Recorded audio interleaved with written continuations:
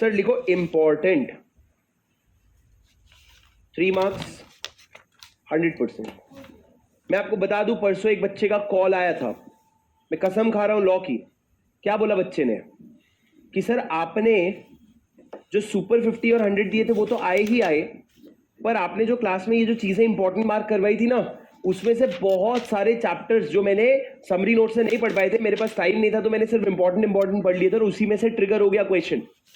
तो ये बहुत नॉर्मली होता है, क्यों पता है? क्योंकि सर कुछ चीजों से क्वेश्चन बन ही नहीं सकता। जैसे गवर्नमेंट का मतलब इन्होंने लिखा है, मैंने आपको लिखवाया भी नहीं, गवर्नमेंट का मतलब लिखा है government include central government and state government. ओहो वाह वाह वाह। सर तुम लिख लिए, समझ लिए, क्या बनाएगा? एमसीक्यू बनाएगा? नहीं बना सकता। क्या बनाएगा? Question mark. तुमको, तुम्हारे पास उससे ज्यादा वैल्यूएबल चीजें हैं पूछने के लिए, इसलिए जो चीजें इंपॉर्टेंट लिखी जाती है ना, वहां से पोटेंशियल ऑफ क्वेश्चन होता है कि इससे क्वेश्चन बन सकता है, इससे बनने की गारंटी है सर। इफेक्ट ऑफ रिपील, मेरे को बताओ रिपील का मतलब क्या होता है? सर क्या मेरे को बता सकते हो? एक होता है सर ओमिट, आपने कभी ओमिशन वर्ड देखा? ओमिशन। और एक होता है रिपील। पहले मैं आपको बताता हूं, ओमिशन वर्ड अगर तुमने देखा होगा तो कहां देखा होगा? सर आप लोगों के जीवन में एक सेक्शन था, section 43, kinds of share capital. Sir उसके नीचे एक रूल था, रूल का नाम था डीवीआर। डीवीआर में थे सर 7 पॉइंट, 3 3 1, 7 पॉइंट थे। उसमें सर एक जो पॉइंट नंबर बी या सी था, वो अगर आप बेयर एक्ट में देखोगे तो लिखा है ओमिटेड। जब आप क्वेश्चन बैंक से भी उसका आंसर देखोगे तो लिखा है ओमिटेड। सर ओमिशन का मतलब क्या? सर ओमिशन का मतलब है हटा दिया। पहले किसी ने कहा पहले था, अब हटा दिया। मतलब सर जैसे मैं ओमिशन, मेरे जो क्वेश्चन बैंक में इंटेंशनली लेफ्ट ब्लैंक है, इट इज एक्चुअली ओमिशन, कि पहले था पर या तो वो रिपीटेड क्वेश्चन निकला या फिर वो क्या निकला, उसको मैंने ओमिट कर दिया। पर सर जब ओमिट करना ही था तो डिलीट क्यों नहीं कर दिए? जब ओमिट करना ही था तो, अबे सुनो ना, डीवीआर में पहले 8 पॉइंट थे, मान लो तुमने पॉइंट नंबर बी हटा दिया, तो टोटल कितना बचना चाहिए? 7 पॉइंट। तुम हटा के ए टू एफ जी जो भी है नंबरिंग चेंज कर लो। पर भैया तुम चेंज क्यों नहीं कर रहे हो? क्यों? क्योंकि सर जो पुराने केस लॉज हैं उसमें आपने रेफरेंस दिया होगा कि रूल नंबर इसका पॉइंट नंबर डी। अब तूने पॉइंट नंबर डी चेंज कर दिया तो कौन चेक करता बैठेगा? इसलिए आप पॉइंटर्स को कभी भी चेंज नहीं करते, सब सेक्शंस को कभी भी चेंज नहीं करते। वो ताउम्र, वो हमेशा क्या दिखता रहता है? वो ओमिटेड दिखता है। तो ओमिटेड मतलब था और हटा दिया, राइट? ये किसके लिए हो गया? ये कुछ सिलेक्टेड प्रोविजन के लिए हो गया। अब मेरे को बताओ रिपील क्या होता है? रिपील मतलब सर पूरे एक्ट को खारिज कर देना। खारिज मतलब पूरे एक्ट को स्क्रैप कर देना, उसको क्या कहते हैं? रिपील। सर कंपनीज एक्ट 2013 जब आया, कुछ रिपील हुआ? क्या रिपील हो गया? कंपनीज एक्ट 1956 रिपील हो गया। सर जब कंपनीज एक्ट 1956 आया था, कुछ रिपील हुआ था? कंपनीज एक्ट 1913 रिपील हो गया। सर रिपील मतलब क्या? सुनो भाई, मैंने क्या किया, तुमको पहले मैंने एक 1956 का एक्ट दिया, बहुत दिन तक, 50-60 साल तक चला। अब मैंने एक नया एक्ट ले लिया, क्या? 2013, तो मैं ये ले लूंगा वापस और मैं तुमको एक नया एक्ट दे दूंगा। कौन सा वाला? 2013 वाला। मतलब ये क्या हो गया सर? ये रिपील मतलब इसका सारा प्रोविजन अब क्या हो गया? इररेलेवेंट। इसका सारा प्रोविजन क्या हो गया? इररेलेवेंट। सर रिपील का मतलब समझे, बेसिक मतलब समझे। रिपील मतलब स्क्रैप। अब लिखो सर इफेक्ट ऑफ रिपील। जब मैंने कंपनीज एक्ट 1956 को रिपील किया तो उसका क्या इफेक्ट हुआ? सर वेरी इंपॉर्टेंट, 4 पॉइंट याद कर लेना, घर जाके नहीं पढ़ना पड़ेगा। लिखो पहला, where any central act is repealed, where any central act is repealed, such repeal shall not,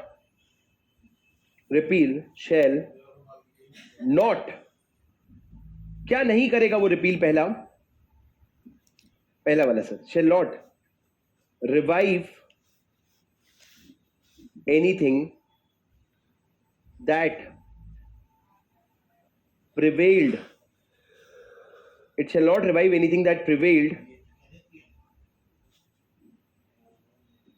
during the period, shall not revive anything that prevailed during the period at which repeal is effected.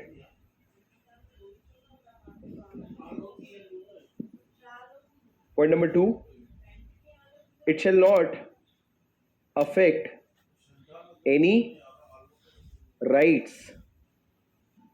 ये किस चीज को affect नहीं करेगा? ये किसी rights, privileges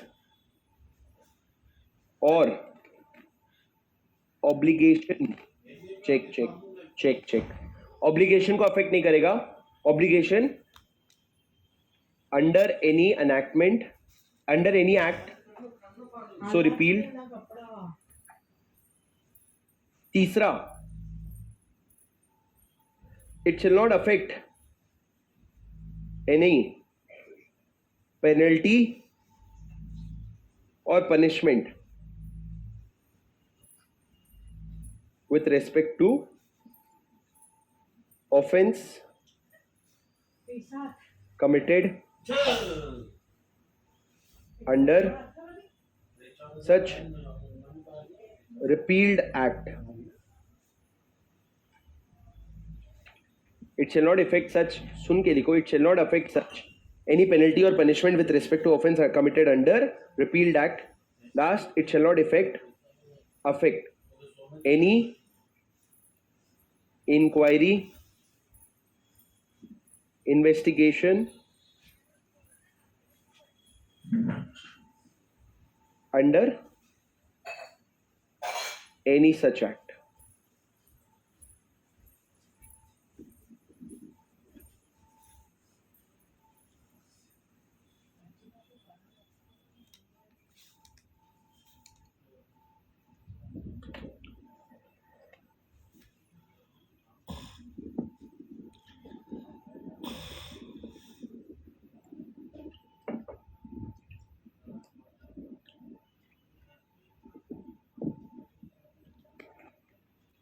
लिख लिया राजा? पास वाला पॉइंट क्या है एक बार पढ़ो भैया, जो लिखे पहला वाला पॉइंट, पहला 4 पॉइंट पढ़ो, देखो तुमको 4 में से 3 तो समझ आ ही जाएगा. सर अगर मैंने कंपनीज एक्ट 1956 को विड्रॉ कर लिया, रिपील कर लिया, उसका इफेक्ट क्या होगा? सबसे पहला, it shall not revive any act that prevailed during the period eight which such a repeal is affected. कोई भी एक्ट को नहीं करेगा वो, कोई भी एक्ट को रिवाइव नहीं करेगा. दूसरा, it shall not effect the, कोई 4 पॉइंट मेरे को समझा देगा लंच भाई, 4 में से 3 समझा दो लंच. जिसका लंच बचा है वही हाथ उठाए. 4 में से 3 समझा देगा लंच. 1 मिनट दे रहा हूं, हाथ नीचे कर प्रथम, तेरे को पूछूंगा पहले, पर हाथ नीचे कर. 1 मिनट दे रहा हूं, 4 में से 3 पॉइंट समझा दो.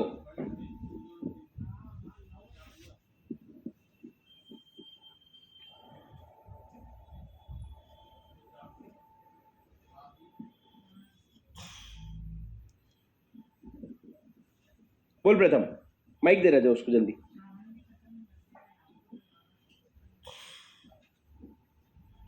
कर दूंगा राजा, 15th में एक टेस्ट का शेड्यूल कर दूंगा मैं. एक माइक चालू तो करके दे राजा. हेलो. हाँ बोल. सर जैसे अगर किसी को कंपनीज एक्ट 1956 के अंडर जेल हुई है या फिर कोई भी ऑफेंस उसने किया है और वो जेल में है, अब 1956 एक्ट रिपील हो गया, तो इसका मतलब ये नहीं कि वो बाहर आ जाएगा. एग्जैक्टली. ये कौन सा पॉइंट समझाया तूने? Third point. ठीक है कि आपका कोई भी पेनल्टी या पनिशमेंट इंपैक्ट नहीं होगा. नेक्स्ट बता. फोर्थ पॉइंट, अगर कंपनीज एक्ट 1956 के अकॉर्डिंग कोई इंक्वायरी बैठी थी किसी कंपनी के ऊपर और वो चलेगी, उसको कोई प्रॉब्लम नहीं होगा. थर्ड और फोर्थ समझा दिया. सेकंड समझा. Affect any rights privileges. अगर कंपनीज एक्ट 1956 में किसी कंपनी को कोई राइट मिला था, प्रिविलेजेस मिले थे, तो वो रिपील हो जाने के कारण ये सब चले नहीं जाएंगे उनके, मतलब वो ऑब्लिगेशन, कोई राइट्स या प्रिविलेजेस मिले थे कंपनीज एक्ट के कारण, तो वो चले नहीं जाएंगे, वो कंटिन्यू होंगे. ठीक है, चलो ठीक है. फर्स्ट वाला कोशिश कर. बाकी लोग भी, अरे उसका एग्जाम नहीं है, सिर्फ उसका और मेरा. तुम ऐसे देख रहे हो जैसे हमारी पढ़ाई चल रही है, तुम तो ऑडियंस हो. ऑनलाइन वाले बच्चों तुम भी बताओ, मेरे को फर्स्ट पॉइंट से सबसे ज्यादा मतलब है. चल तू तो जीत गया, तेरा लंच भी हो गया, पर बैठ जा. अभी इतना सा नहीं समझा सके बाकी लोग, क्या ढीले लोग हो. हाँ सर आता था, तो क्या एग्जाम में भी मत लिख के आना, बोल देना आता है मेरे को, बताऊंगा नहीं. जा देखते कैसे मार्क्स मिलते हैं तुमको. सर पहला पॉइंट क्या लिखा है सुनो. It shall not revive anything that prevailed during the period at which such appeal is affected. ध्यान से सुनोगे क्या? सुनोगे क्या ध्यान से? हाँ बोलो, सीधा बैठो. हाँ बोलो, जोर से बोलो. जितना धीरे मैं बोलूंगा उतना जोर से बोलो. सुनोगे क्या? मैं नहीं सुनिया. जोर से बोलो. एक्टिव हो पक्का. सर कंपनीज एक्ट 1956 मर्डरर था. किसका मर्डर किया? 1913 का. किसका? 1913. ये 1913. इसका किसने मर्डर कर दिया? 1956. 1956 का मर्डर किसने कर दिया? 2013. सर 1956 में एक लाइन लिखा था क्या कि 1913 वाला एक्ट जो है वो रिपील हो गया. 1956 में क्या लिखा था कि 1913 वाला एक्ट रिपील हो गया. तो 1956 को दबाने वाला कौन था? 1913 को दबाने वाला कौन था? 1956। अब जब आप 2013 आया और आपने 1956 को ही चुप करा दिया, बोला चुप, तेरी कोई वैल्यू नहीं है, तो क्या 1913 अपने आप रिवाइव हो जाएगा? 1913 क्या बोलेगा? मेरे को चुप कौन करा रहा था? 1956। अब 1956 ही नहीं रहा, अगर 1956 ही नहीं रहा तो मेरे को रिपील करने वाला कोई भी नहीं है, तो 1913 बोला अब मैं रिवाइव हो जाऊंगा। सर आप समझो, इधर देखो, 1913 को दबाने वाला कौन? 1956। 1956 को दबाने वाला कौन? 2013। सर 1956 1913 को दबा के रखा था, पर अगर 2013 ने 1956 को रिपील कर दिया तो क्या इसका मतलब यह है कि 1913 रिवाइव हो जाएगा? ना जी ना, बिल्कुल भी ऐसी गलती मत करना, क्योंकि सर ये बताना बहुत जरूरी था। वरना सर अगर आप लिटरल सेंस में पढ़ते तो 1956 में लिखा है दैट 1913 इज रिपील्ड, पर जब आपने 1956 को ही रिपील कर दिया मतलब इस एक्ट की कोई वैल्यू ही नहीं बची, तो 1913 को रिपील कहां किया आपने? तो लॉ ने रिपील ये बोल दिया, सर इसको कहते गार्ड अगेंस्ट स्लिप्स।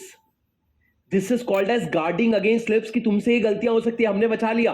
क्या बचा लिया? कि तू टेंशन मत ले, 1913 वापस पावर में नहीं आ जाएगा। Repealing of one act shall not lead to reviving of anything that prevailed during the period when the repeal is effected। उस समय जो भी एक्ट्स थे जो क्या हो चुके थे सर, जो उस समय रिपील हो चुके थे, वो रिवाइव नहीं होंगे। सर समझे क्या पहला कॉन्सिक्वेंस? दूसरा, sir it shall not affect any rights, interest और ऑब्लिगेशन अंडर एनी एक्ट्स और रिपील। मतलब सर सुनो, कंपनीज एक्ट 1956 चल रहा था।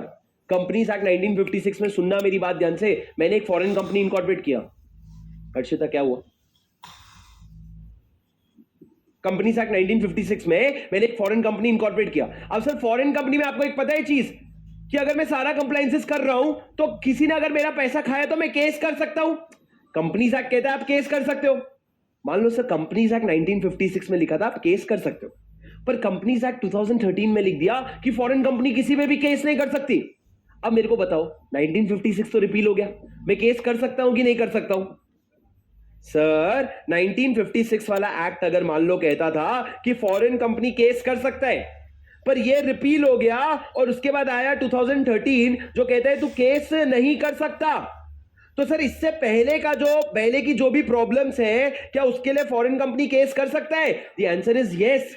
ये आपका अधिकार है, आपका राइट्स है, आपका राइट्स आपसे कोई भी छीन नहीं सकता। इस समय क्या लॉ था? इस समय 1956 का लॉ था, और उस समय तू केस कर सकता था, तो तू आज भी जाके उस समय के मैटर के लिए केस करना चाहे ना, तू कर सकता है, तेरा राइट्स और प्रिविलेजेस अफेक्ट नहीं होगा। सिमिलरली सर, राइट्स और प्रिविलेजेस क्या हो गए? तुम्हारे एसेट्स। वैसे ही तुम्हारी कोई लाइबिलिटी है, तुम्हारी कोई ऑब्लिगेशन है, तुमको किसी को कोई पैसा देना था, तो वो एक्ट के रिपील होने से तुम्हारा पैसा देना बंद नहीं होगा। मतलब सर जो था ना उस समय, वो सारा आज भी वैलिड रहेगा, तेरा राइट्स भी वैलिड रहेगा और तेरा ऑब्लिगेशंस भी वैलिड रहेगा। अरे समझे क्या? ये सर, और लास्ट, अगर उस समय तूने कोई फ्रॉड किया था और तेरे ऊपर अगर इंक्वायरी करनी है तो कंपनीज एक्ट 1956 के हिसाब से इंक्वायरी कर लेंगे हम, 2013 का लॉ नहीं देखेंगे। मतलब सर राइट्स इंपैक्ट नहीं होगा, ऑब्लिगेशन इंपैक्ट नहीं होगा और इंक्वायरी इंपैक्ट नहीं होगा। तो अगर मैं शॉर्ट में समझाऊं तो आपका इफेक्ट क्या है, इधर देखो, शॉर्ट में समझाऊं तो भैया ये सब स्क्रिबल लिख लिया करो आगे चल के, अभी तो जाने दो, पर ये लिखो सर। सर आपका राइट्स क्या होगा? इधर देखो सर, कुल मिला के बात यह है कि आपका रिवाइव नहीं होगा, ठीक है सर, आपका रिवाइव नहीं होगा। उसके अलावा क्या है? आपका राइट्स अफेक्ट नहीं होगा, आपकी कोई पेनल्टी है या पनिशमेंट है, आप पे कोई पनिशमेंट लगा था, जेल वेल लगना था, वो अफेक्ट नहीं होगा। और लास्ट में सर आपका कोई भी इंक्वायरी अफेक्ट नहीं होगा। कि कुल मिला के रिवाइव नहीं होगा, आपके राइट्स और प्रिविलेजेस अफेक्ट नहीं होंगे, पेनल्टी और पनिशमेंट अफेक्ट नहीं होगा और इंक्वायरी भी अफेक्ट नहीं होगा। सर ये पहला वाला क्या है? ये एक तरह का समझ लो, ये असेट है आपके राइट्स, और ये लाइबिलिटी है आपकी पेनल्टी या पनिशमेंट। समझे क्या?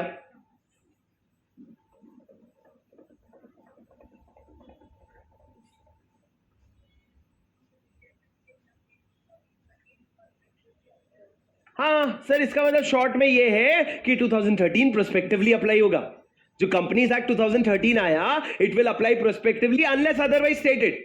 बट हम ये कह सकते हैं कि मतलब ये है कि उस समय के लिए तेरे जो भी राइट्स थे, तेरे जो भी पेनल्टी पनिशमेंट थे, इंक्वायरी थे, वो कुछ भी अफेक्ट नहीं होगा। सर आप मेरी बात समझ पा रहे हो क्या? हाँ जी सर, आगे बढ़ते हैं। सुनो सर, तो इससे रिलेटेड केस लॉज है, लिखो केस लॉज।